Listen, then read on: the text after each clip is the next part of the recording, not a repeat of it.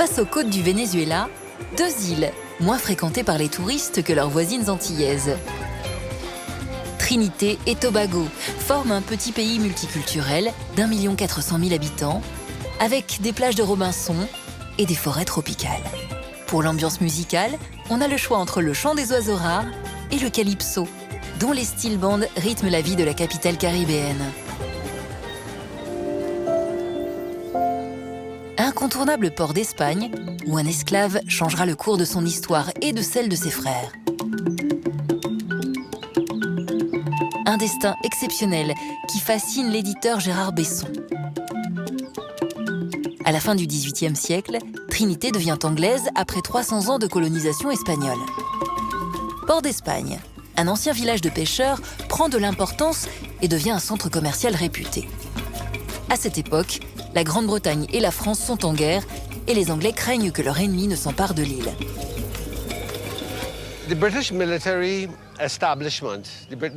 L'armée britannique, la garnison à l'époque, voulait construire une route jusqu'au sommet de cette montagne et y installer un fort d'artillerie pour défendre le port. Ce fort a été construit pour que les habitants puissent s'y réfugier en cas d'attaque française.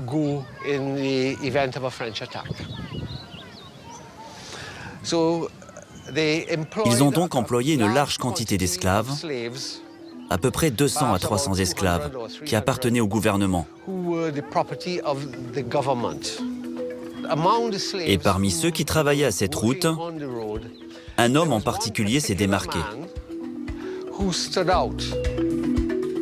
Capturé en Gambie, Jonas Mohamed Bass arrive à Port d'Espagne en 1805.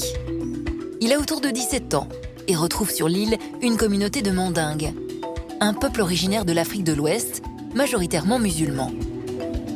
Eux aussi sont esclaves. Les Anglais vont rapidement déceler un potentiel chez Jonas Mohamed Bass.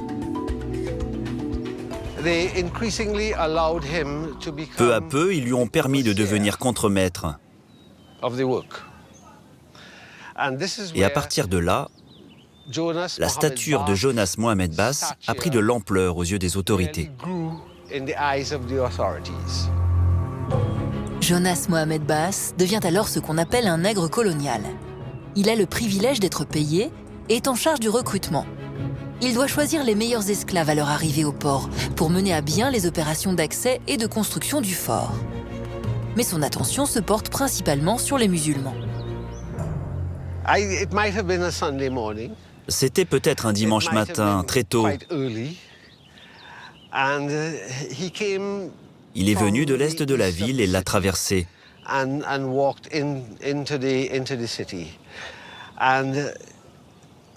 En entrant dans la cité, on peut imaginer que le soleil se levait dans son dos. Et la cloche de la vieille cathédrale sonnait la messe de 6 heures. Mais il était en route pour le petit fort du port. Jonas Mohamed Bass, l'esclave qui choisit les autres esclaves, ne passe pas inaperçu.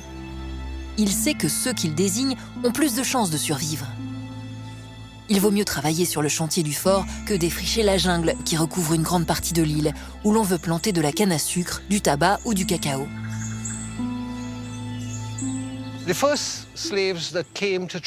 Les premiers esclaves à être arrivés à Trinité mouraient en général en 5-6 ans. Les conditions étaient harassantes.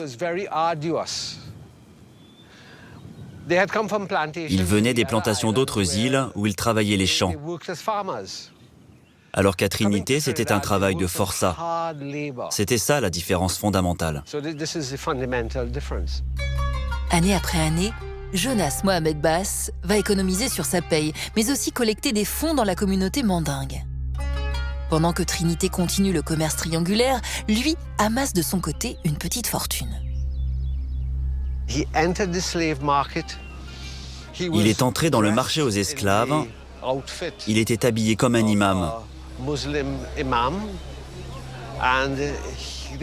Là se trouvaient les esclaves qui venaient tout juste de débarquer. Tous tremblaient, ils étaient effrayés. Mais ce qu'il a fait les a tous touchés. Il leur a dit « Salam alaikum ». Un de ses esclaves répond à son salut. « Walikoum salam ». Jonas Mohamed Bass fait alors monter les enchères et achète l'esclave musulman pour $150 pour le compte des Anglais. Il apparaît alors aux yeux de l'infortuné comme un sauveur. Bass retournera ensuite très souvent sur le marché aux esclaves pour acheter en grand nombre les mandingues qui débarqueront à Port d'Espagne. Ce qu'a fait Jonas Mohamed Bass est vraiment spécial. Il a créé un groupe. Et la différence, c'est qu'ils s'en occupaient beaucoup. Ils s'occupaient tous les uns des autres avec la foi de l'islam. Bass forme ainsi une société mandingue à Port d'Espagne et réunit de nombreux esclaves. Une fois leur chantier fini, il obtient la possibilité de les libérer avant même de gagner sa propre émancipation. Mais il ne veut pas s'arrêter là. Son rêve est de rapatrier nombre de ses frères sur leur terre natale.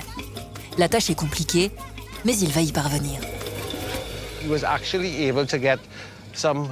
Il a réussi à embarquer 400 à 500 musulmans hors de Trinité, et ce, jusqu'en Afrique de l'Ouest. Jonas Mohamed Bass, lui, ne retournera jamais en Afrique de l'Ouest. Il meurt en 1838, un an avant l'émancipation de tous les esclaves de l'île. Il reste aujourd'hui un symbole d'humanisme à Trinité et Tobago.